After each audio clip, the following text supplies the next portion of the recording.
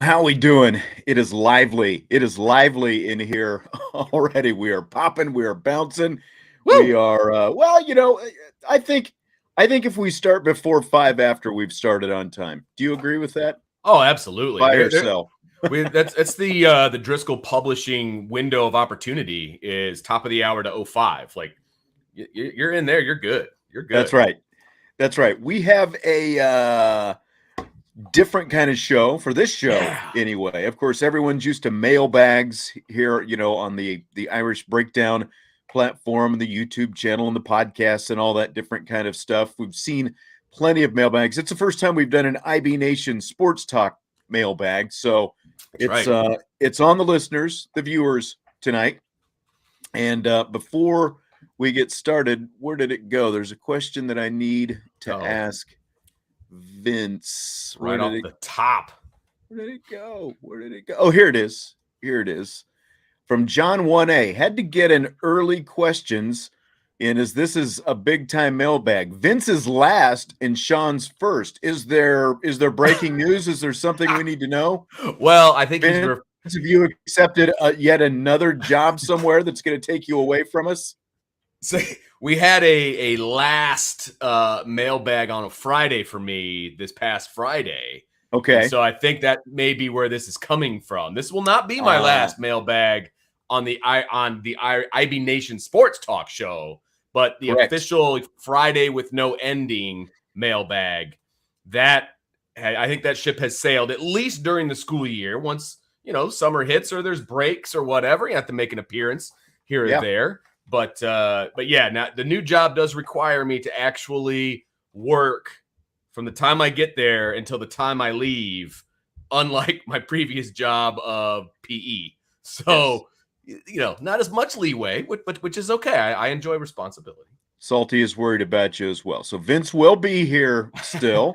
Yes. And kind of depending on how this mailbag goes, we might do this once a week during the season. Yeah. We're kind of kicking it around a little bit as we kind of look at like what's the content going to look like once we get into the season. And of course, that's going to be very soon. We're just 11 days away at this point. We'll just go ahead and remind you right now, smash that like button if you would. If you want, for the YouTube watchers, smash that. Help us out. Subscribe, rate, review, all that good stuff on whatever podcast platform that you happen to watch or listen on. And don't forget, Brian was in here in the YouTube chat just a little bit ago. Uh-oh. Vince and I are not recruiting guys, so good call. No recruiting questions. Right. We're talking football. We're talking about specific to the team, and we can look forward with some different stuff, but we're mostly talking about this Notre Dame football team. We've got to see them a lot. We've seen a couple of full practices and a lot of abbreviated practices and stuff like that. And so get another one tomorrow, if I'm not that's mistaken. That's right.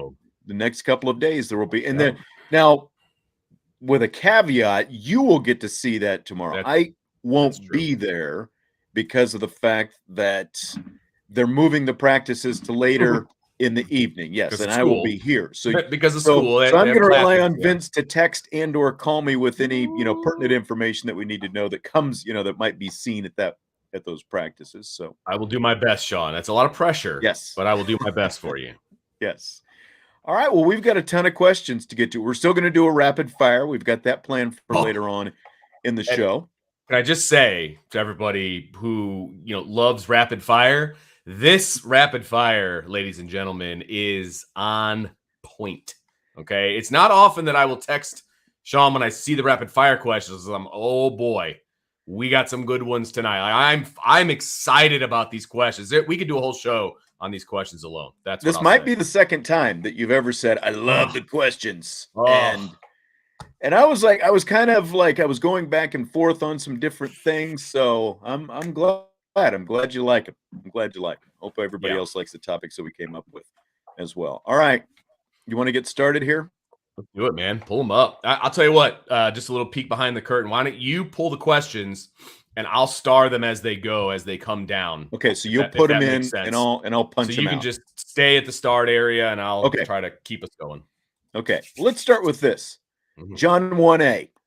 Which line's going to be better in 2022? The offensive line or the defensive line? He's going to put us on the spot right away. I'll tell you what, that's a really good question because look, if I'm building a team, I'm starting on both lines and working my way out, right? There's no question about that. So I think this team is going to be very good. And I think that all starts and finishes with the offensive and defensive lines, right? Oh my gosh. If you would have asked me 6 months ago, I would have said defensive Answer line. was a lot easier. Yeah. It really was. It really was. I maybe even more so than that, before they but hired again, Harry Heastand, that kind of a thing. Brought him back. Yeah. Brought him back. Yeah. If they were going to stick with the same situation from a coaching standpoint, it's D-line, no doubt about it. But things have leveled out. And everything that I'm hearing from inside the Goog is that the offensive line is kicking the defensive line's butt during fall camp. And that's a great sign. And I don't know that it's going to necessarily pan out that way for the entire season, but I really like the way things are trending right now. The safe pick is to say the defensive line. There's a lot of talent on the defensive line. I just think the offensive line maybe is more complete 1 to 5, but the defensive line has a ton of depth. But of course they need it because they're going to be rolling a bunch of guys out there, 8 to 10 deep, right? They don't need just 5. They need 8 to 10, and I think they've got it. But oh man, we just said it yesterday, Sean. There are potentially 3 first-round draft picks on this offensive line. There absolutely are. And I don't think that that's a huge stretch to say that. So in 22, I'll take the defensive line, but I really want to say offensive line. You know what? And maybe I'm just going off recency bias, but I have just been so impressed with this offensive line because, like you said, 6 months ago, the answer was obvious. 2 days ago or 3 days ago or whatever it was, the answer was not. And because this defensive line is so talented and because of what this offensive line in a short amount of time has been able to raise their game with Harry Heastand as the guy. And, like you said, you've got Alton, you've got Fisher, Patterson when he's healthy, Kristofic, who still started a bunch of games and really solidified that line. Lug moving inside and, being able to use that size and not having to, move his feet quite so much and basically just being able to do what he does. I really like this offensive line. It's going to, like we were talking yesterday about how Tyler Buckner is going to surprise some people with his passing accuracy. This offensive line is nothing like the offensive line you saw 12 months ago. Or I guess at this point, it's even been just 9 months ago or whatever. It's very impressive. And because of how it is improved and not just is holding its own, but being able to win some of those battles with a defensive line, I think based on, they're not going to be facing each other throughout the course of the season. So I'm going to say that the offensive line is going to be the one that I think it's definitely going to be the one we're talking about by the time the season's over. So I'm going to go with the offensive. I have a hard time pushing back on that. I mean, I was basically debating it in my own head as I was trying to answer it. So I don't think there's a wrong answer to that question. That's a great question. That's a great question. Yep. Really good one right away. Let me see where we want to go next. Let's go with Benjamin. Do football players do any drills that teach them how to fall down on the ground so that they do not get hurt? I know when I played rugby, we had a few drills that we could do. Vince, coach. Yeah. So were there any things that you coach like that? Well, one of the new things that they do defensively is they have those big donut things that they roll out and you got to tackle them, right? Well, the whole point of that is to tackle it and then roll with it, okay? That not only prevents injuries from the defensive standpoint, but also from the offensive standpoint. It's a tackle and it's a roll as opposed to just lowering your shoulder and hitting somebody, that kind of a thing. So there is that sort of a thing. There are drills that you can do as a wide receiver where you catch the ball and turn your body so that, you hit with your back or whatever. Some of that's more about, ball security than it is about injury, but they show you how to fall so that you don't get hurt. So there is some things. It's not a point of emphasis on a daily basis, but technique and things of that nature are Right. always stressed and touched upon and things like that. And that all has to do with player safety. So are there specific drills? Not necessarily, but it's the manner in which you go through the drills, I think, is where the safety comes in. Yeah. Yeah. All right. I think that's a good answer. I'll Thank just you. leave it at that. I don't have anything to add to that. Here's Quinn's question. He said, I asked this earlier, but I want your guys' opinion. What's the minimum amount of yards Buckner needs to throw to beat Ohio State? Should we combine this with that other question that you had from Twitter earlier? It was from about him, actually. Oh, was it also from him? He is the one that sent it to me Okay. In my DMs on Twitter. So believe it or not. So Okay. Well, here I've got his follow-up question then to kind of go along with it, because let me see, where is it? Do you think Notre Dame can throw for under 200 yards and beat Ohio State like Michigan did? And I'll just go ahead and go kick ahead it off if that's okay. Yeah. I absolutely think they can. And part of it is because what we just talked about, that offensive line. Michigan and Oregon both showed the formula last year to beating Ohio State. Now they're going to have a new defensive coordinator. And, the reason they've got a new defensive coordinator is because of the issues that they had last year. Absolutely. Some of them specifically against the run, but Michigan only threw for 190 yards.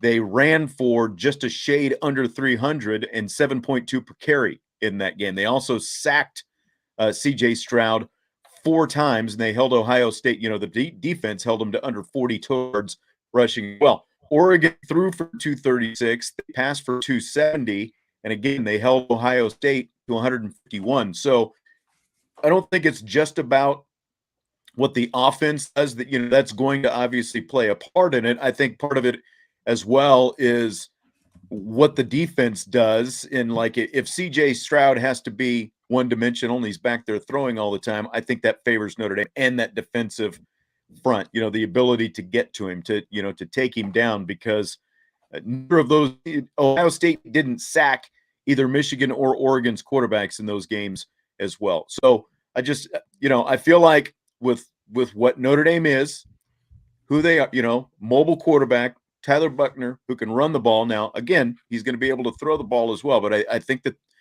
the key to this whole offensively, I'm not just saying you got to run, but if they can run for over 200 yards, I think that gives them a very good chance, no matter how many yards they end up passing for. Marcus Freeman has been very vocal about the fact he wants to be a run-first offense. And right. I have no problem with that whatsoever. You've got a great offensive line. You've got really good running backs, and you've got a very mobile quarterback who can, run the ball with very, very efficiently, right? Do I think they can win throwing for under 200 yards?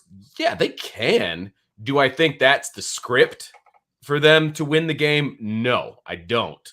Because I do think that they want to throw the ball.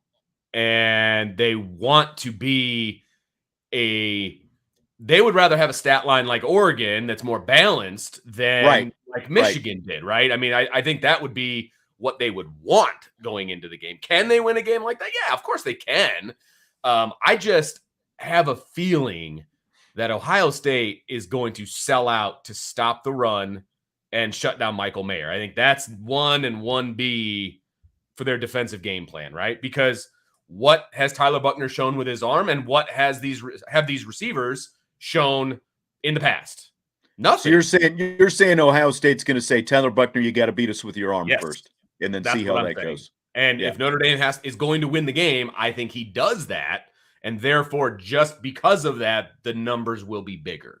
Yeah. So that's where I'll go with it. Now, I think they will establish the run and they'll be balanced and all of that. But I think from the get-go, they're going to have to be able to throw the ball. And don't get me wrong. I wasn't trying to say that, well, they're not going to worry about throwing the ball. All they're going to do is try to ram the ball down their throat. I don't think that is the formula. You're right. I mean, the more balanced they can be, the better. But at the same time, as the game goes on, if you're in the game and you're able to run the ball throughout the course of the game, those rushing numbers are going to continue to go up, and there's a really good chance that again, if they get to over 200 yards, like the closer they get to that number, to me, that's like a big indicator of where they are in the game. Absolutely. They need to be able to run the ball. It's not going to be, it cannot be, let's put it this way, it cannot be an Oklahoma State stat line for Notre Dame. It can't be. Absolutely. They're not going to win the game doing that, okay? And Tommy Rees knows that, and Marcus Freeman knows that. That's not the issue. So you're right. You're 100% correct. The closer they get to 200 yards on the ground, the more of an opportunity they're going to have to win the game. I just think they will also need to have over 200 yards passing. That's where I'm at. Yeah. Tyler Evans says, do you think Ohio State's coming in overconfident, and do you think that could benefit Notre Dame in this game? What do you think, Vince? I think the fans are coming in overconfident. I think the Ohio State media is coming in overconfident. I mean, the video that Brian shared on the message board earlier today, I think it was earlier today, of these 4 jokers talking about, well, they were talking about the Oregon Ohio State game from last year and how they were going to win by 50 points and they were going to do all this stuff. They're talking the same way with Notre Dame. I mean, if you came here on a spaceship and just landed and started listening to Ohio State, you would feel like Notre Dame's about to be relegated to an FCS team. I mean, it's just, there's no respect whatsoever coming from the other side. Now, inside the football building, whatever it's called over at Ohio State, I do think that they respect Notre Dame. Number one, because I think they respect Marcus Freeman, okay, because of his lineage to Ohio State and all of that. Now, are they confident they're going to win? Sure. But they respect what Notre Dame is bringing to the table, okay? And I would be shocked if I heard otherwise. And so I will say that everybody outside the football building is 100% overconfident in this game. And we're going to see it when we head out to Columbus, Sean, no doubt about it. But I think the football team and the program respects Notre Dame, even though they think they're going to win. Yeah, and I mean, that's where all the noise comes from, right? It comes from outside the building between fans and media and everything else. It just all bubbles and it fumes and everyone's got their opinions. You've seen the stuff going up from different national media people about how they think Notre Dame's going to get boat raced in this game and some different things like that.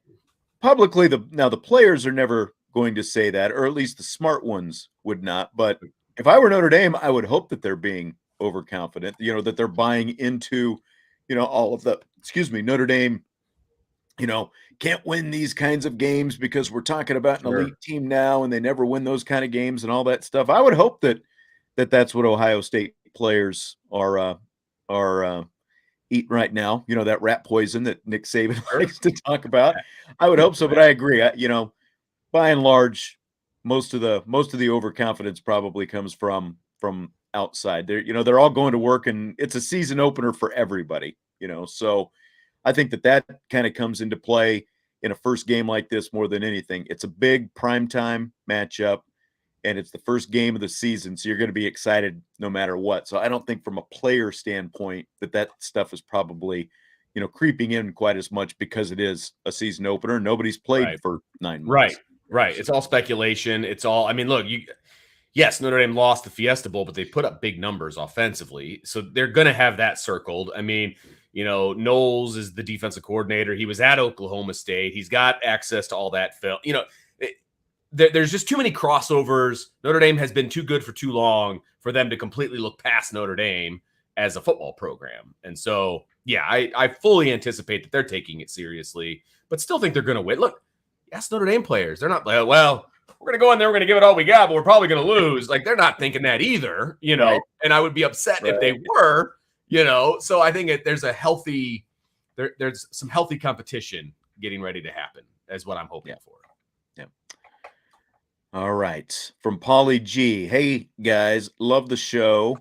Do you think the freshman tight end will be utilized more this year than in years past? I don't know exactly what that thing at the front was, but yeah. I would say that if you added an S to the end of end, I think I would say yes, because I think that you've got tight ends. Yes, I think both freshman tight ends are making a case that they could be beneficial in this offense. Schematically, I really do. And I think Kevin Bauman is your second tight end right now. And I fully anticipate That being the case, I also wouldn't put it past Tommy Rees to have 4 tight ends on the field. And if he does that, I think 2 of them are going to be freshmen. Yeah. And okay, those guys are talented. They look the part. They don't look like freshmen, and they have been doing it all camp. And we're talking about Holden Stays, and we're talking about Eli Raridan. They were running with the 2s the last time we saw them. They look good to me. So I would in no way be surprised if those 2 got time at some point or another. And it will be more so than, and this is a bit of a blanket statement, I think freshmen on offense are going to be utilized more this year than they've been used in a really long time. Yeah. Some out of necessity. Some of it, exactly. That's what I was going to say. But also some out of pure talent. I mean, yeah. Look, I don't care what year it is. Tobias Merriweather is going to play. Right now, he came into a year where the depth is short at wide receiver, and so he's definitely going to play. But I think he would have played in a lot of other years under this staff, right? If this is 2 years ago, I'm not as confident, right? But I'm very confident of it this year. So I think we're going to see a good chunk of freshmen out there at some point or another. Yeah. Raritan, like specific to the tight ends, like when we were watching the 11-on-11 last Friday, we saw some 12s. Again, it's like guys are spread out, and here's a tight end on this side, here's a tight end on this side, and now maybe here's a running back, and you've got there was just like so many different personnel packages, and we touched on this a little bit yesterday, but Raritan was right in the mix there in a lot of that, So I think that you're just going to see a lot of different guys.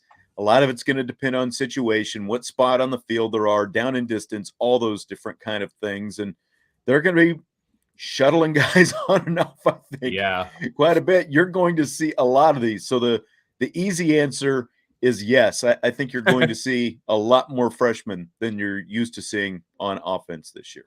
Yes, agree. It's going to be a symphony of guys going on and off the field. I do think that. I think there's going to be a ton of packages and a ton of things of that nature. Excuse me. But it's going to be fun to kind of pay attention to and try to figure out. I really do think that. Yeah, I agree. Let's go back. John wants to know, is it possible for Xavier Watts to be a breakout player on both sides of the ball?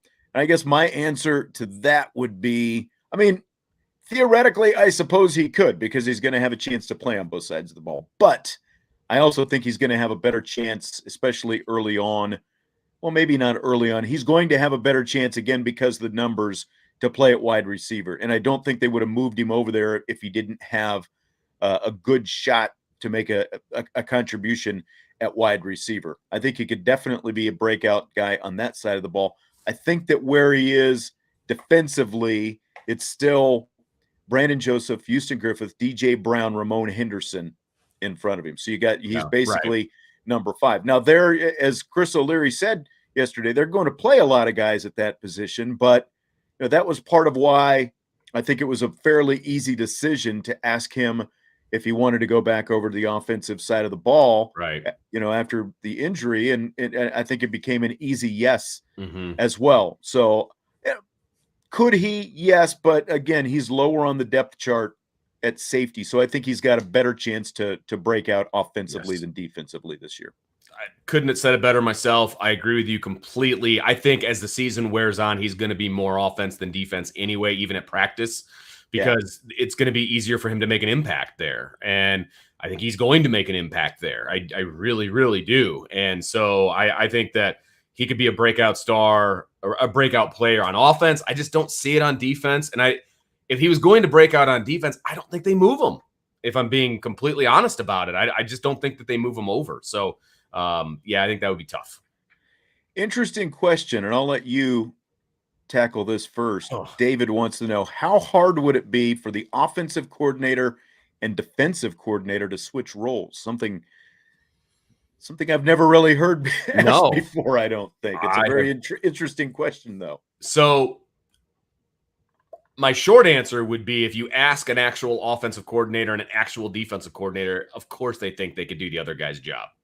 No doubt about it. Mm-hmm. Here's my reasoning behind why they would say that. Most offensive coordinators and most defensive coordinators have grown up on both sides of the ball. Take Brian Kelly, for example, right? He started out on the defensive side of the ball. He was a defensive coordinator up at Grand Valley. Grant, thank you. At Grand Valley, he was the defensive coordinator there before he became head coach, and then kind of took over the offensive side of things and became known as an offensive guy. So guys know both sides of the ball. Chuck Martin was on both sides of the ball at Notre Dame, so yeah, it can be done. But if you're asking them to do it for like a game or something like that, that would be extremely difficult because you just don't know the calls and you don't know the system and all of those kinds of things. Right. Like if it was in the course of the season and all of a sudden like Tommy Reese got sick or something, and it's like, hey, Al, could you go be the offensive coordinator? I think you'd elevate, right. You would elevate somebody else underneath them, whether it was McCullough or, because of all the experience McCullough has or something like that. I think that like you said, Chuck Martin did both. And I think that like in between seasons, in the off season, maybe that's a role that you could switch, because like if you're the offensive coordinator, you're used to seeing defensive schemes and systems, and how do I attack that, and vice versa. It's annoying to you and gives you fit as a coordinator. And you're like, oh well, I'm going to do that. You know what I mean? Right. Yeah, absolutely. So from a schematic standpoint, and then like you said, you've got assistants so that they can go about teaching a lot of the details and stuff like that. And then over time, probably, then just because, again, like you've been around football so long and you're used to seeing through your eyes the other side of the ball. So I think from that aspect, you could do it. But like you said, in the middle of the season, you're talking about play calls and all those different things. Yeah. That would be rough, I would think. That would be very, really rough. Very, very difficult. But yeah, coaches know football on both sides of the ball, because if you don't know offense, you can't run a defense, and vice versa. So yeah, absolutely. Let's start with this, and then I'm going to go to another one right after. Brian says, Sean Vince, I know it's the first game of the year, but what's your confidence level against Ohio State? Line as of now has Ohio State plus 16. I actually want that number to grow. Let Notre Dame feel disrespected. What's your confidence level, Vince? If we're doing like you want to do like a scale of 1 to 10 kind of a thing? Let's go 1 to 10. 10 is the most confident, 1 is the least confident. I'm very I'm like a 7 in confidence of how Notre Dame is going to play. This is not my confidence level in that they're going to win. It's how they're going to play. Okay. If it's a 16-point spread, I'll be the first one to admit I already placed my bet taking Notre Dame in the points. Okay. Now, I don't bet a lot of money. I do it more for fun than anything else. But I took that bet. I think Notre Dame can get within 16 points. I think that is a bit disrespectful. But at the same time, there's a ton of that number has only grown because people are on the other side of that bet. That's what they're taking. Vegas doesn't care what's what. They want it to be 50-50 so they don't lose a ton of money, right? So they're going to continue to grow that line so they can get more people to bet Notre Dame plus the points. They're not doing that right now. And so that line continues to grow, right? Yes. There's just not enough people that think Notre Dame is going to even be in this game at all. I think that they're going to be in this game. I absolutely do. I'm not saying that they're going to win. And in fact, if August 23rd, if we were doing, our score predictions and all that, I would predict Ohio State to win. Would I be surprised if Notre Dame did? No, but I would still pick Ohio State to win, but within the 16.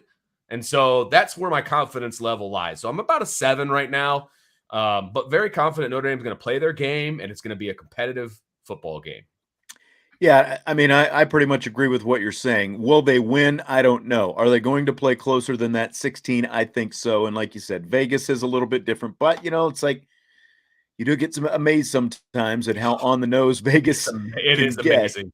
Yeah, but like I opened my app and saw plus 15.5 for Notre Dame this morning, and I was like, oh, that's easy. Maybe I'll drop a little bit down, but I couldn't get good enough odds like to make it. The odds aren't very good. That always ticks me off because like both sides, they're playing the even money right now because both sides, the plus 15.5 for Notre Dame, the minus 15.5 for Ohio State had minus 110 odds. And I've always felt like if you're going to make one team that big an underdog, you need to give better odds. Agreed. For people who are going to bet on that, well, like, why do I not even want to get, make back when I'm betting on that, at minus 110? So right. Absolutely. It just makes no sense to me. But yeah, I completely agree. You know, I think this is going to be a much more competitive game than like what Vegas thinks and what a lot of people think. I mean, it is no secret. The key to this game is probably going to be Notre Dame's secondary against Ohio Sure. State's receivers. It's most likely going to come down to that, you know, when it's Agreed. all said and done. And the front needs to get pressure on Stroud. He can't just sit in the pocket and do whatever he wants. He throws a beautiful ball. Yes. He's the Heisman Trophy candidate, you know, the leader in the clubhouse. If you look at the betting sites, I mean, he's that for a reason. The kid's really, really good. You can't just let him sit back there and pick you apart. He will pick apart any secondary, let alone Notre Dame's. He'll pick apart any secondary. You have to move him around. You have to make him feel uncomfortable. But again, he was sacked a combined 6 times in those 2 losses to Michigan and Oregon last year. And I think Notre Dame's got the front and you know, the defense to be able to do it. But it's all, you know, but it's also why, like when you look at Notre Dame's secondary against their receivers being a question, that's why they have to have a running game. Notre Dame has to have a running game to use some clock, keep it out of Ohio State's hand. You know, again, it's something they couldn't do in the second half against Oklahoma State, but it's something that I think is going to look a lot different when we see them out there against the Buckeyes. Agreed. Okay, so now we're going to go negative Nelly. Louise Lee wants to know, will Buckner get pulled for Pine if he struggles early to find his footing and they go down a score or 2? I don't think so. I'm going to go with no on that. It's not going to be a short leash on Tyler Buckner. I just don't believe that it is. And the main reason I don't believe that it is because the offense will change drastically and the game plan will change drastically if there's a different quarterback in. Yeah. It just does. And that's not saying that Drew Pine is whatever. It's just it will change. And they're going into this game with a game plan with Tyler Buckner at quarterback. And so I think they're going to – I mean, look, anybody that says Tyler Buckner is going to go in there and play a perfect game, it's just not going to happen, right? There's going to be missteps along the way. Could Notre Dame find themselves down a score or 2? Yeah, absolutely. But what kind of faith does that show in the kid you just named a starter if you're going to pull him right away based on – that right there, if they go down a score or 2, you're done.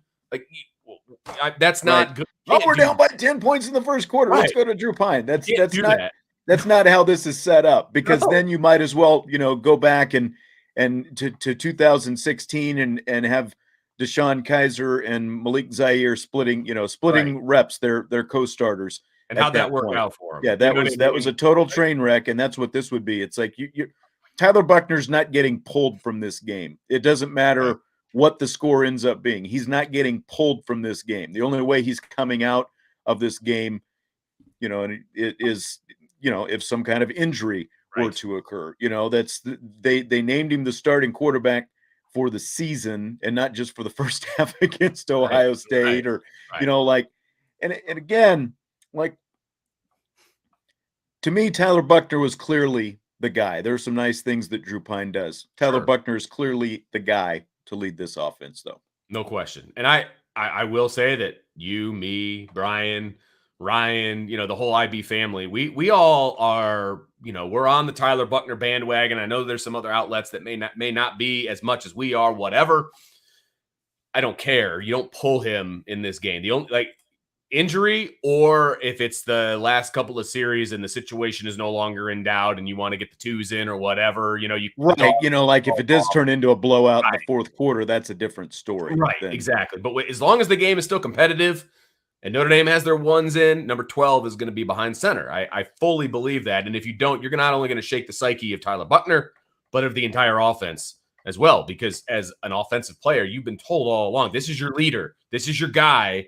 Oh, but we're going to pull him if we're down 10 points. Like Louise Lee says, great point, guys. Didn't mean to be negative. And I was just having fun with it. It's all good. You know, it was like the first, you know, again, I just feel like we're conditioned to, like, it's the BK PTSD. Let's see how this thing plays out before we start running through doomsday scenarios, you know. Well, and the other thing is, Ohio State's a really, really good team. We can't forget that. Ohio State's really, really good. So if Notre Dame struggles early against a really, really good team, you're just going to throw in the towel? Might as well put the number 2 guy in, you know. Yeah. Yeah. Yeah, I mean, salty Virginia peanuts, if we're down by a lot early and anyone's getting pulled, it would probably be someone on defense, and I would have to Might not be agree wrong with about that. Not, like that's the thing too. I talked about this before. Like any other position on the field, if a guy's having a bad night, you can just yank him out of there, and most people aren't going to notice. They But won't when even it's the notice. quarterback, it's a completely different story. Right. You have to worry about, like you said, psyche and all these different things, and then questions about who's the guy going forward, and everything the story else of the game, right? I mean, the first question out of anybody's mouth, if he gets pulled, right, in a competitive situation, he gets pulled. The first question in the post-game press conference is, Coach, who starts next week? Like, that's all they're going to care about for the whole week, right? Because we've seen it before with Brian Kelly. We've seen it. This has happened, Yep. Matthew wants to know, do you think Freeman will ask to receive the ball first if he wins the toss? Do you prefer that he defer? We are used to 12 years of Brian Kelly taking the ball right off the bat. I don't think Marcus Freeman has been asked this question. I can't remember in the Fiesta Bowl who even won the coin toss in that game and what the decision was, but I don't know. I think that'll maybe be a good question for next Monday, potentially. Or to be honest, I think it will, because if we're this question is obviously asked because, like you said, Brian Kelly always wanted to take the ball, and I get that. But to me, there's no right or wrong answer. But I do think it depends on the matchup.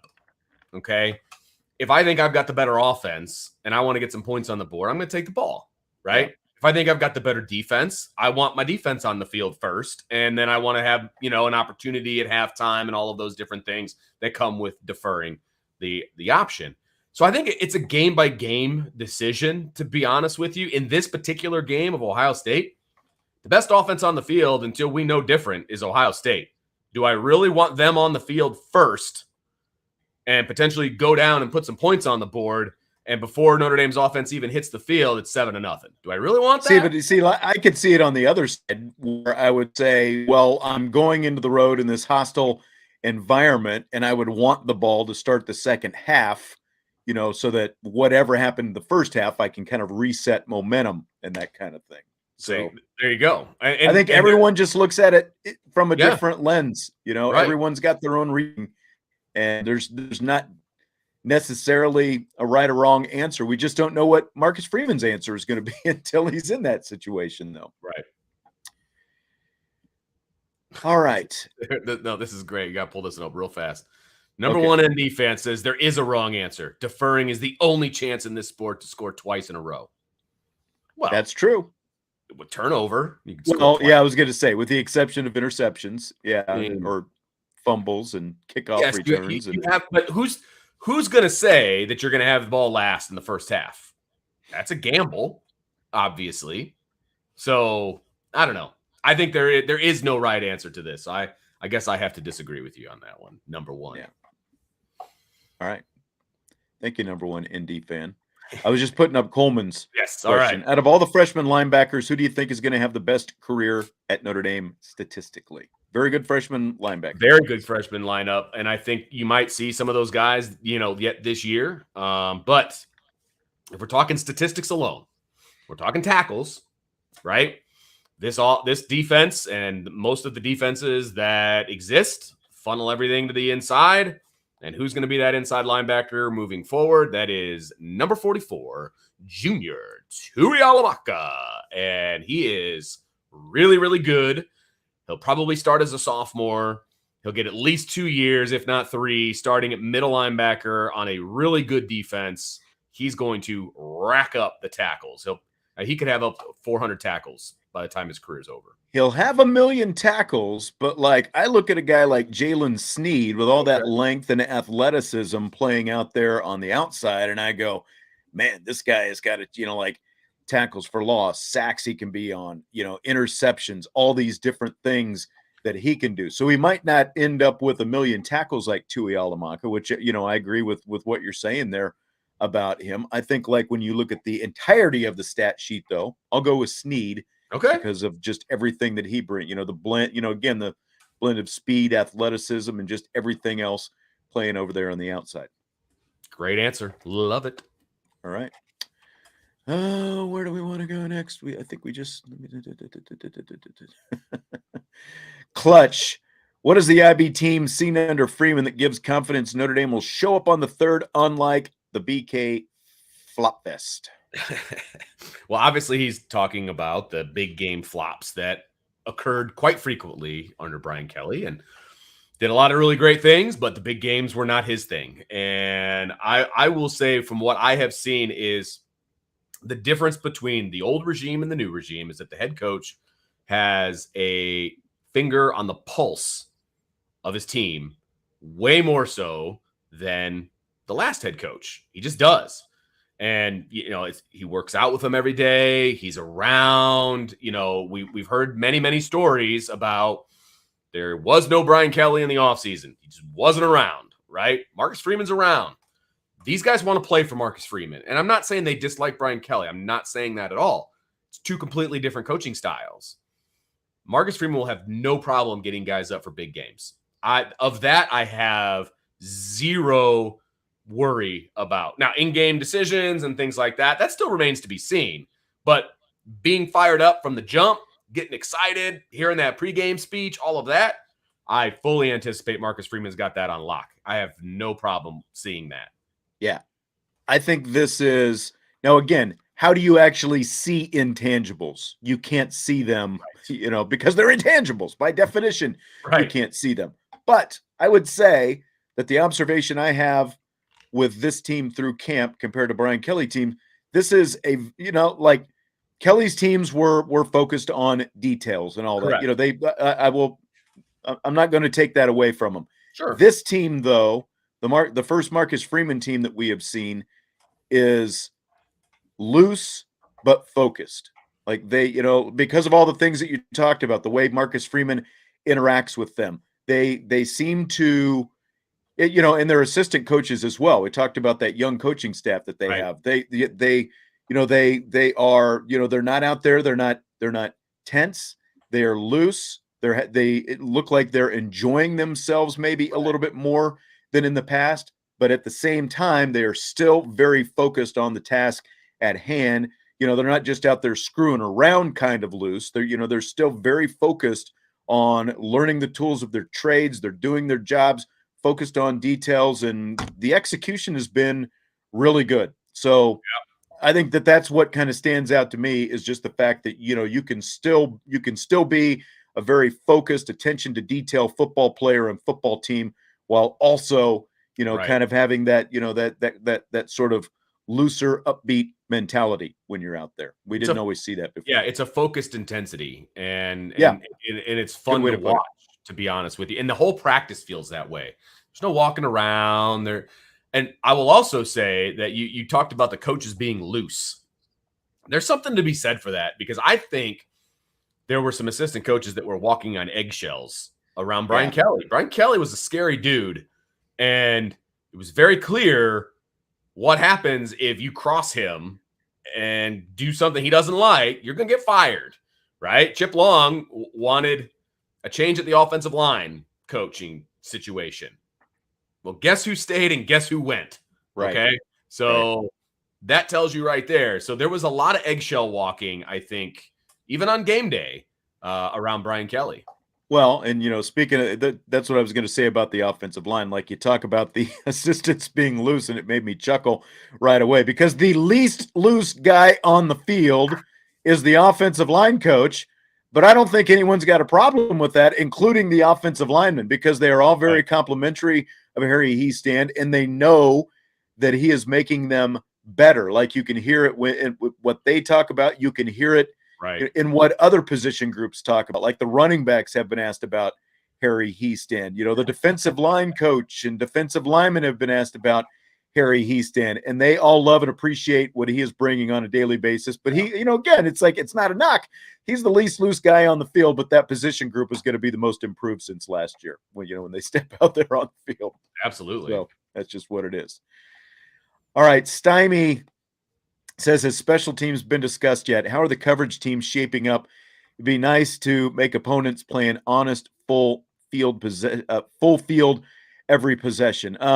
We haven't got to see a whole lot of that, and I'm actually kind of surprised that we didn't get like more looks at special teams, We used to get because that's kind of what we used to get shoved down our throat with the last review. That's all we ever saw with special teams. Right. But all I will say about that is, and it was funny because some of us it was after Friday's practice, it was Brian Mason and the specialist that we got to talk to, the special teams coordinator, Brian Mason.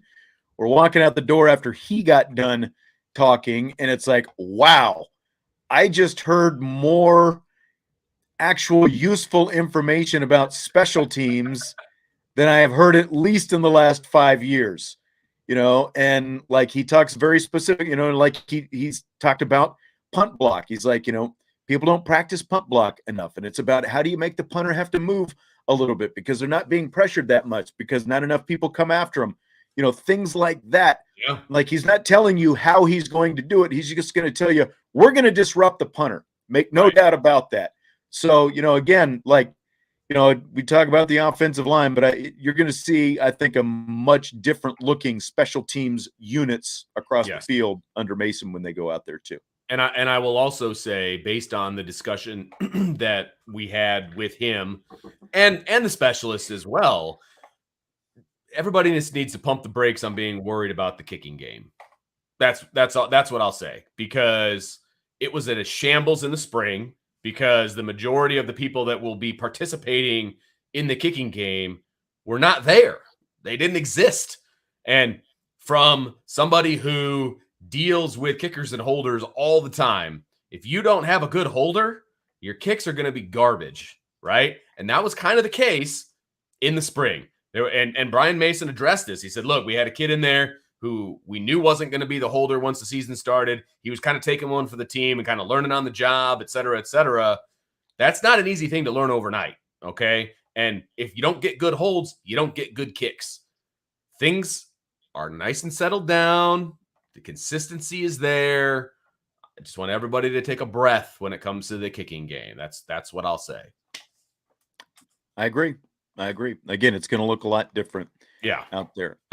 Interesting question here from Seven Mules, and we'll kind of start winding down a little bit because we're not going to, do the 2-hour mailbags like we talked about. I still got to cut the rest of my grass, Sean. That's right. We got rapid fire. You were bragging about the rapid fire questions. We got to get to those still here in a minute. Seven Mules, how much do you think the Irish media suffers from that's not the way I would do it, or that wasn't the way it was done here when reporting about this team? I'll just say this. I don't read other people's stuff, like I might see tweets and stuff like that because everybody follows each other for the most part on Twitter, so like I see the tweets and those kind of things. I don't spend really any time reading other people's, especially at this time of year because I'm too focused on trying to get my own work done. But I will say there are a lot of good guys on the beat who have been here for a long time and know their stuff. So, there was a coach who was just here for a dozen years. So if that's kind of what you're referring to, I mean, there is a difference, there is a difference when you change head coaches. So, again, not knowing specifically what you're talking about, I can't really go much deeper than that. Vince, I don't know if you have any other answers. Not much deeper. It's just, I would say it's the guys that have been established on the beat for a really long time. They're stuck in their ways, just like any other older person. I mean, that's just kind of how it goes. Might resemble that. There. I'm not far behind you. So I've been covering this team since 2004. I've seen, what have we seen? Sean, 1, 2, 3, 4 head coaches. Does that sound right? So a lot of things have changed. Willingham, Weiss. This is the 5th for me. Is it? Because I started with Bob Davie. Okay. So you were here. That's right. Technically 6th if you want to count O'Leary. George O'Leary. So yeah. About him. But no, I mean, look, when you get used to certain things, it takes a minute to adjust, just like anybody. And so I think that's where I would see it. Maybe it took a minute for some guys to adjust and things like that, but they're on board. I mean, I don't think it's an issue. No, I don't either. Irish AJ, with self-preservation being of the utmost importance for TB12. I didn't even think about that. Tyler Buckner, Tom Brady, both of them were 12. Do you think Marcus Freeman or Tommy Reese has had the conversation with Buckner, running out of bounds, sliding, etc.? He was a bull in a china shop last year. I don't know specifically that they've had that conversation. I think maybe it's been touched on, Right. maybe like back in the spring, some of that stuff might have come up with, Freeman and Reese talking with the media and those kind of things. I would think that has to be, Right. at any quarterback, you want him taking as few hits as possible. So I would think that conversation had to come up. You're not just a package quarterback now. Right. You're Exactly. the starting quarterback. You got to know when to get down. You got to know when to throw it away, those kind of things. Well, I think that's the exact point. He wasn't the starter last year. There was no chance really of him being the starter, because if Jack Cohn went down, Drew Pine was going to be the starter, and Tyler Buckner would still continue to be the package guy. So they probably didn't have that conversation. Hey, Tyler, go out and play. Go have fun. Like, that's pretty much what it was. Well, things are different when you're QB1. So I'm sure that conversation has been had. It's different, though, when it's live and things are going, a million miles an hour, whether you're going to slide, whether you're going to go out of bounds, all of those different things. But I am like 99% sure that conversation has taken place, because if it hasn't, that would be surprising to me. So I'm sure they had it. We'll see if it sticks. I agree. I'm looking through. I think we're just about there's one or two that I don't think we're going to get to tonight, but I did just jot one down that we can use as a rapid fire at some point here in the next couple of days. Love So, yeah, we'll just go with this last one. Do you expect Notre Dame to be able to get home with 4-man rushes? At times, sure. Yeah, absolutely. I think they're going to mix it up. They're still going to blitz, but with what they have, there are times they're going to be able to. I agree. Yep. Final one, John. I want to see the team be ready to compete for 4 quarters. I can live with the loss. Just show up in the third, ready to leave it on the field, please, and thank you. Could not agree more. I think that's setting the bar even a little bit low for me. I want this to be a competitive game through the fourth quarter. I mean, that's my expectation. I'm not expecting a Notre Dame win, but I am expecting a competitive game, and it needs to be competitive the whole game. So that's what I'm expecting. Yeah. Corey wants to know what's up with Prince Kollie. Yeah, he was out for a little bit, but he's been back the last few days. So he's back out there. And I want to say he was with the Twos. Does that sound right? Yeah, no, that sounds Friday? right. It's hard to say because we don't know what Al Golden is going to do. See, that's the thing. We've talked about that. There's so much mixing and matching still with those linebackers. Sometimes you don't know who's a 2, who's a 1, and exactly what's going on. We don't know what that rotation is going to be like. Could he be a part of that rotation? Yeah, because he's in the 2 deep, I believe. And so he could be part of that rotation. We just don't know what that rotation looks like. Yeah. So he's not going to start. Not yet. No, not quite there. Not quite there. All right. Great stuff tonight. Appreciate all your questions in the mailbag tonight. We went for, pretty much an hour with that and had a lot of great stuff. And again, there's one or two that I'll throw in with some rapid fire later in the week. But speaking of rapid fire, you ready to do it, Vince? Always. I am primed and ready. All right. So in a latest report from the Sports Business Journal, if Notre Dame joins the Big Ten within the next 7 years, CBS, Fox, and NBC will all know exactly how much money they would have to pay the Big Ten in rights fees, TV rights fees going forward if Notre Dame is added to that mix, because their new contracts, the ones that they just announced last week, all have that amount spelled out. Mm-hmm. Not only that, Notre Dame is the only school that has specific escalators mentioned by name in those new contracts. So what do you think all this could mean, Vince? So as I started reading this, I was like, oh, here we go. But then I digested it for a second, and what it means to me is that the Big Ten wants Notre Dame. That's not new news to me. I mean, it's not like they had to ask Notre Dame's permission to put them into this contract.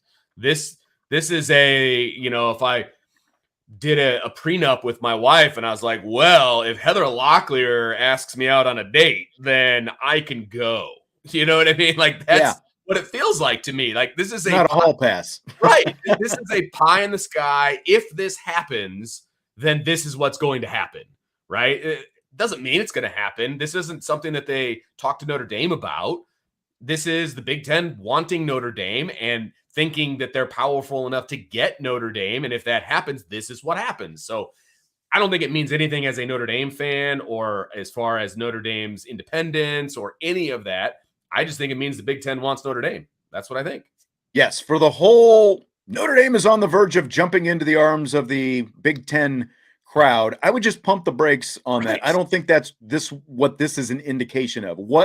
Here's how I interpret this. One, from what the initial reports were, there was at least some discussion between Kevin Warren and Notre Dame about joining the Big Ten. And there were reports on the record that says Notre Dame wants to, evaluate where it is and try to remain independent going forward. So none of that has changed. All this does is spell out for everyone involved, including Notre Dame, because I think Notre Dame, even though these dollar figures have not been released publicly, I think that with this included in those contracts, that gives Notre Dame some information on, okay, this is what we're shooting for with our TV contract. It gives them a number. And, the other side of this as well is with NBC being involved in this new Big Ten deal that's going to start here in a couple of years. Again, there was a lot of instant speculation. Well, NBC is going to be part of this Big Ten package. So maybe that means that Notre Dame just rolls into that. NBC didn't shell out $350 million a year not to keep Notre Dame as part of its deal. They did it because they want college football doubleheaders. They wanted to add to what they had. They didn't want it to be an either or situation. If Notre Dame joins the Big Ten, then NBC potentially gets some of those Notre Dame games every now and then. They're going to have the primetime Big Ten package, but there's no guarantee that they get them more than once a year or twice a year, whereas now they get them 7 Saturdays, plus they can have Big Ten. Right. They wanted double headers. They wanted the shoulder programming that they talked about. They wanted the Big Ten in addition to Notre Dame. And they didn't want to be dark to replace Notre Dame. You know what I mean? They didn't want to be dark, which there was no college football on NBC when Notre Dame's on the road, right? Yes. I mean, I get it. And I just realized for the video people, I was doing a lot of hand talking once again, but I'm good at that. But the bottom line in this whole thing is I just think that this gives everyone a dollar amount, so everyone is aware if Notre Dame were to join that this is what the TV networks would be paying. This is what the payout to the schools are going to be, and it just kind of gives everyone an idea of what that is going to look like. Because again, Notre Dame is the prize package in this whole thing, and this is a 7-year deal that they're signing. So if Notre Dame were to join within the next 7 years, obviously that affects everyone's bottom line that they're trying to get out of this whole agreement. 100%. And I think your point of it gives Notre Dame a number is even more spot on with this whole thing. Notre Dame knows exactly what that number is in this contract. I guarantee you Jack Swarbrick knows what that number is. And if he doesn't know, he will know it very quickly. And so now he knows. Now he knows what number he needs to get from whatever TV deal, that he's looking after. And he doesn't need to match that number because he's still at Notre Dame. He just needs to be in the neighborhood of that number because he's still getting a kickback from the ACC. So, you don't have to hit that exact number, but at least now you're like, okay, here's where we're at. That's where we need to be in the neighborhood. That lets you know at least okay, if we were to join the Big Ten, we're going to be getting this. Right. But, so again, it's so how much do we realistically need to be shooting for to try to keep this on our own versus how much more would we be making if we were in the Big Ten, those kind of things. Right. So, yep. Okay, fill in the blank on this next one. It's blank that Xavier Watts said this about his new wide receivers coach, Chancey Stuckey, yesterday when Watts spoke with the media. Quote, "He knows what he's talking about. I've already learned so much stuff that I never really learned. I was really raw. I was a really raw receiver, but just learning the stuff already from him, he's definitely really technical, detailed, and some of the stuff he does. So I really like that about him." End quote. Again, that is Xavier Watts. This is right up there with Chase Claypool's comments after he went to rookie minicamp with the Steelers, saying, "Wow, I learned a ton about how to be a wide receiver in 4 days." Okay. Right. That told me everything I needed to know about the wide receiver coaching at Notre Dame, and this just backs it up. I mean, How long has Xavier Watts been a wide receiver at Notre Dame? Less than a week. And he's already talking about how much he's learned as a wide receiver. He was recruited at Notre Dame to play receiver, if I'm not mistaken. Okay. Believe so. I mean, come on. What more do we need to know at this point? I mean, it backs up my thoughts on the previous regime, and then it also backs up my thoughts on Chancey Stuckey and how he's coaching these guys up. And both of them make me very happy. It's incredible because, like, when you look at Chancey Stuckey and how young he is, that was the biggest knock on this guy. Well, he's young. He's relatively inexperienced. He really hasn't even coached the position that long. He played in the NFL for a little bit, obviously played at Clemson. But, I think kind of that connection back to Dabo Swinney kind of says a lot, because Swinney is known as a details guy, and Chancey Stuckey is very big on the details as well. And just the fact that you had this wide receivers coach, you had these defections over the last few years, guys transferring out. We saw the play on the field that was, it was up and down. And to me, really, it was guys, when they were succeeding by sheer ability a lot of times, just like what they had. There was very little detail in what they were doing, and you could see it. And to hear a guy like Xavier Watts say this, he also said right now that he actually kind of, enjoys playing defense a little bit more. I'm curious to see with some more time under Chancey Stuckey versus what he had before, if maybe he's feeling a little bit differently by the end of the season. Like, hey, maybe I want to stay at receiver now. Well, and I also wonder how the snaps during a game are going to affect his, decision-making as well. The path to getting on the field a wide receiver is a heck of a lot more wide open than the path to getting on the field as a safety right now. Yeah. So he's going to play as a wide receiver. So let's see how that looks. Concur. Okay. Former Chicago Bull Horace Grant is going to auction off all 4 of his NBA championship rings. The first 3 were with the Chicago Bulls, of course. The last one was with the LA Lakers more than 20 years ago at this point. Wow. So it's blank when you hear about former pro athletes auctioning off stuff like this. It is so incredibly sad to me, to be honest with you. I didn't think that Horace Grant, I thought he had a pretty good head on his shoulders and that he would have been able to, he made life-changing money. Let's be honest, made life-changing money that could have affected him and generations behind him in a positive manner. I don't know the reasoning for auctioning off his stuff. My guess is he needs the money, right? And so, I don't want to speculate too much, but it makes me... But, let's be honest. Like, that's exactly, like when you hear about players doing it, that's what you assume. Some of them come out and say it, but that's what you assume. It's like they're broke and they need the money, It's incredibly sad that that's the case. I will say that because, you, me, most of the people in the chat, we're not living paycheck to paycheck, but at the same time, we're making it work and we're smart with our money and we're doing all of these things to take care of our families. And he's about to make $350,000 on some memorabilia. Like, can you imagine if somebody handed you a $350,000 check? You want to talk about life-changing money? That would be for me.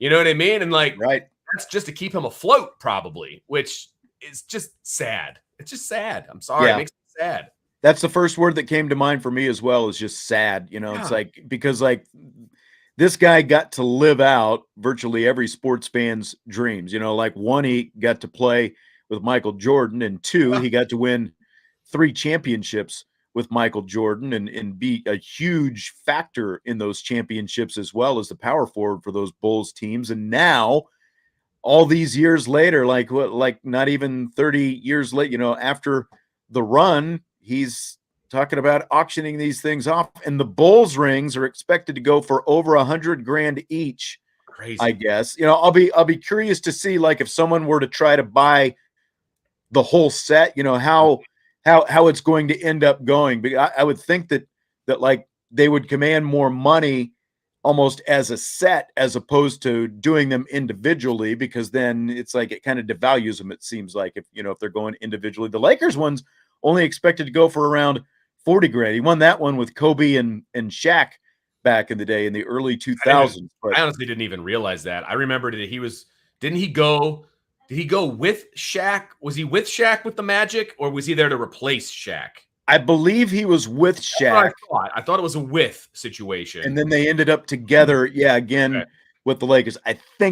I'm pretty sure that's how it went off the top of my head. But yeah, I mean, it's just like, I just hate seeing these guys having to do this because, like you said, he made really good. Obviously, the contracts are even bigger now, but it's like Cecil Fielder, blew through everything. The guy was broke, and then like he and Prince Fielder hated each other when Prince was an adult and playing in the big leagues, and just I think it went beyond just being broke, but it's just you just hate to see this kind of stuff because this is those are just the memories of some of the best, at least professional times of your life if you're a professional athlete. And I hate to see these guys have to resort to selling this kind of stuff. Well, and he quick Google search, $68 million career earnings. $68 million. It's a lot of money. That ain't chump change. I almost feel like you have to try to blow that kind of money. Like you got to really put the effort in to spend that kind of money. I don't know, man. I guess it's because I'm eating, dollar meals for lunch and stuff like that. But swapping your coupons. Yeah, absolutely, man. You got to make it work. 5 kids. Okay, so if you could pick one player's championship ring to have, who would it be? And this is going to sound probably expected or cliche or however you want to go it, but it's Anthony Rizzo's Cubs 2016 World Series. I was thinking it was going to be a Cub for you. I was trying to figure out who it would be. Yep, it's the Riz or David Ross, because he was my favorite player. I do have my World Series David Ross jersey. So, I mean, it's definitely could be that. Look, man, I have I know this is a podcast as well, but see, I've got the World Series right there, the World Series ring.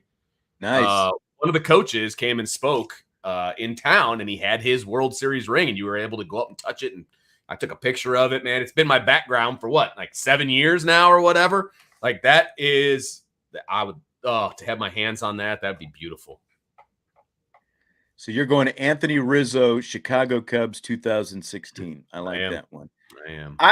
I've got to go back to my childhood, and I'm just going to go with my man, Roger Staubach. I would take Super Bowl 12, Roger Staubach, Captain America, beat the Denver Broncos and the Orange Crush. Sorry, Brian Driscoll. In Super Bowl 12. Was Brian even born at that point? Is he that old? Which year? What's that? What year? That was 1977. I think that might be the year he was born. Okay, so he doesn't remember that anyway. He doesn't have like any foul memories of Super Bowl 12. I still remember watching that, obviously, and then getting my Sports Illustrated and co-MVPs, Randy White, Harvey Martin on the cover of Sports Illustrated, the next week and all that. I was homesick from school when that came. I remember that. But I would take the Roger Staubach ring from that game. That would be that was his final Super Bowl championship. So that's the one. That's the one that I would want. Nice. Love it. Okay. Fill in the blank. It's blank that the amount of time from 1980 to the present, 2022, is the same amount of time as 1938 to 1980. Did you pick these dates on purpose? I will say I saw this on Twitter and it blew my mind. Somebody tweeted this and it blew my mind. Yeah. And I wanted to see what you thought about it. Because I just happened to be born in 1980. Exactly. So that's why this one is, because I saw it on Twitter too a few weeks ago. Okay. I just saw it like yesterday, I think. My mind literally exploded. I mean, because look, I'm a history guy. Grew up, right. I was a history teacher, the whole nine, right? And I was born in 1980. And when I think back to 1938, think about how much has transpired in that amount of time, right? You had a world war, we had the Vietnam War, we had all these different, all of these different things, the Korean conflict, all that stuff, right? The 60s. Yeah, like between 38 and 80, you had you had World War II, Yep. you had, as you said, Korea, you had Vietnam, Yep. and then like you start thinking about all these different like sports things as well. Right. You had like like Miracle on Ice, and you Sure. had Mark Spitz and Bruce Jenner, and all these different things happen in that period of Well, time. and I just think about like the decades of like the 60s and the 70s because it was before I was born, right? Yeah. I just think of that differently than I do Psychedelics. where I grew up. Like I grew up in the 80s and the 90s, and like that doesn't, I don't know, because I lived it, it doesn't seem like it was that long ago, right? But it was 42 years ago now, and it makes me feel incredibly old, and it doesn't feel right. That's what I will say. It doesn't feel right. Yes. I knew it would hit you because of the, like you said, your birth year being 1980. But that was just I never like the 42 years since 1980, okay, but then like to think about it in the terms of, like you said, that 1938 is the same distance away. And every once in a while you see these kind of things. I mean, And literally the that one just depression was happening in right. 1938. Because like 1980, I had just become a teenager myself, Right. so it's like that's kind of, that was like a pivotal. It was a year before we moved from one city to another one, and like transitioning middle school into high school. And so I always kind of think about that period of time, like where things were then. Yes, and absolutely. again, like you think, okay, 42 years, but then you go, oh, but then 42 years the other way. That's just And look, a lot has happened since 1980. A lot has happened since 1980, whether it be from a personal standpoint or whether it be from a world or a United States standpoint, all of that stuff. Obviously, it's just, it doesn't compute the same because I lived through it as opposed to it being in the history books. That's the difference. Right. Yep. Okay, last question tonight. Streaming platforms have obviously popularized binge watching TV shows. My question, do you prefer to binge watch, or do you like doing the once a week TV format, that again, for someone 42 years old plus grew up with? Yes, well, that's it. That is what we grew up with, right? And that, if you would have told me maybe 10 years ago, I would have said the week to week because that's what I knew and that's how it went. And Wednesday was this and Thursday was this and Friday was this, and that's how you lived your life. Like, yeah, you knew when you came home by the from TV school. schedule. That's right. What day of the week it was. That's 100%. right. That's why I hated when the time would change because the TV schedules would change an hour different, right? Because that's how it used to be. Like, we didn't change our clocks, but the TV schedule would change. It was terrible. That's true. Terrible. So the 10 o'clock news became the 11 o'clock news, and then Monday Night Football was on later, and it was terrible. But anyway, now I am a 100% binge watcher. 100%. My wife yells at me all the time because I'll find a series and I will binge watch the crap out of it straight. Watch a couple episodes a day. Like, that's my binge watching, right? I watch it to go to bed, that kind of a thing or whatever. I'm pretty busy during the day, but I'll binge watch it all the seasons and then I'll move on to something else like that. I can't wait week to week to week and the cliffhangers and all of that. I don't have that kind of patience anymore. And that's exactly what I thought that you would say. It's like your patience is so low. It's like, come on, I just want it now. Dude, like I've got other friends like that as well. And like me, I actually, like I just got done watching Better Call Saul, for example, and I watched, Breaking Bad before that, like the same formula. And I actually like the week to week, the build up, the suspense, and it's like, oh, I've got to wait a week for the next episode. Like in the moment, it seems horrible, but it's actually fun because then it's like, okay, it's Friday. It's only 3 more days. And then, Monday, Saul's going to be on again. Now that's over, so I got to wait for the next show. But there have been other shows like that as well. And like part of the fun of it now as well is like listening to different podcasts that go with those shows. Like they're talking about it. And so you kind of get to, like they go in depth about some of your different shows and different theories and all that kind of stuff. Now there are shows that I'll binge as well, but like even my wife and I, like on some of the stuff that we'll find on the streamers, we'll actually, we might, like if it's a sitcom, we might go back to back for 2 episodes, but really we kind of space it out so that we have stuff to watch, so that we're not just like Totally. blowing it all in 2 nights. Well, and that's So there's the other thing. I can't watch episodes and series with my wife. Can't do it. She will never sit down and find the time to watch anything with me. So I get so frustrated that I'll just stop watching whatever series that is, or I'll binge it on my own and not tell her, which you're treading on some real shaky ice there. So I don't even start anything with her because it just never happens. So I just do it on my own, and so Golden says Lost is the best show that he's ever binged. And I watched Lost when it was on TV, so we had to do it week to week. But then a couple years ago, like speaking of the podcast thing, this is where I first kind of picked up like the podcast talking about shows. This one podcast was doing a rewatch of Lost. So I've got the whole DVD set. My wife got me the whole DVD set like the Christmas after the show went off the air. I had never watched the whole thing. I'd always wanted to do a rewatch. So I found this podcast and I start watching episodes, listening to episodes of the podcast, and it was a lot of fun. So yeah. No, I've been binge watched many shows. I will tell you, it's kind of the similar thing that you just did. They were doing a podcast called Zach to the Future, right? So this shows that I was an 80s, 90s kid, right? Saved by the Bell. It was Zach Morris, the whole thing. Well, him and a guy were going through, and they were doing each episode all the way through because he couldn't remember even taping them or what they were about or whatever.